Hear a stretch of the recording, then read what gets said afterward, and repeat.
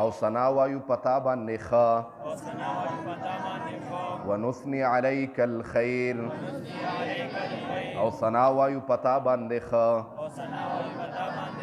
منستا ښه صفت کو ښه دا مونږ وترو کې وایو ونثني عليك الخير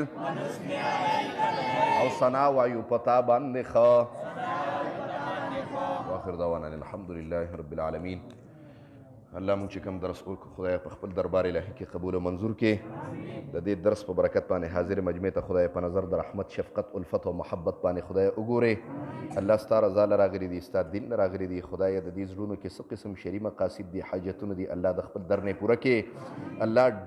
ګڼ تعداد سره خدای جمع ناسته ده ستا د حبیب ذکر لراغلی دی الله ستا د حبیب خبرو لراغلی دی الله تا ته هغه ډیر ګران دی تا خپله قرآن کې فرمایلی دی چې ما د هغه ذکر اوچت کړی دی او څوک چې د هغه ذکر کوي ما ته محبوب دی الله تا ته محبوبه مجمع خدایه ناسته الله تا ته کچکولونه اوچت کړي دي خدایه په دې کې د خیر خدایه د خپل طرف نه پکې خدایه خیر واچې الله د حاضر مجمع چې څه قسم مشکلات دي الله په خپل داسې قدرت ختم کې کاروباریان پکې ناست دي خدایه اکثر کاروبارونه د مرګرو خراب دي خدایه کاروبارونه کې برکت واچې الله د حلال رزق انتظام خدایه د اسمان نه وکې څوک قرضداري دي خدایه قرضونه په خپل داسې قدرت باندې ختم کې د قرض د عذاب نه خدایه وساتې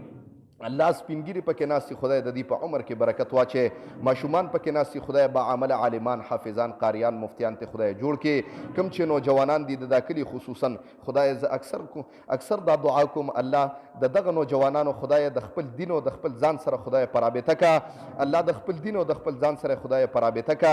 الله د حاضر مجمع دا کتاب د حاضر مجمع د لپاره خدای د جنت ته دننه کېدو ټیکټ او سبب خدای وګرځوا د دې په برکت باندې حاضر مجمع د هر قسم آفات و بلیات و اتفاقی حوادث و تانو قچرو هسپتالونو نه خدای وساته الله زما په خوله باندې چې کوم مسلمان بل مسلمان له ورغلی دی الله ځان یې وتښکته کړی دی او معافي یې غوښتې ده او بل یې رضا کړی دی الله خدایه ته تې رضا شه الله ته رضا شه الله کوم مسلمان چې بل مسلمان ته ښکته شوی دی الله تر عرشه پورې اوچت کا الله ته خدای په کور کې برکت واچوه د هر قسم مصیبتونو نه خدای وساته وصلی الله تعالی علی خیر خلقه محمد و آله و اصحابه اجمعین برحمتک یا ارحم الراحمین صلی الله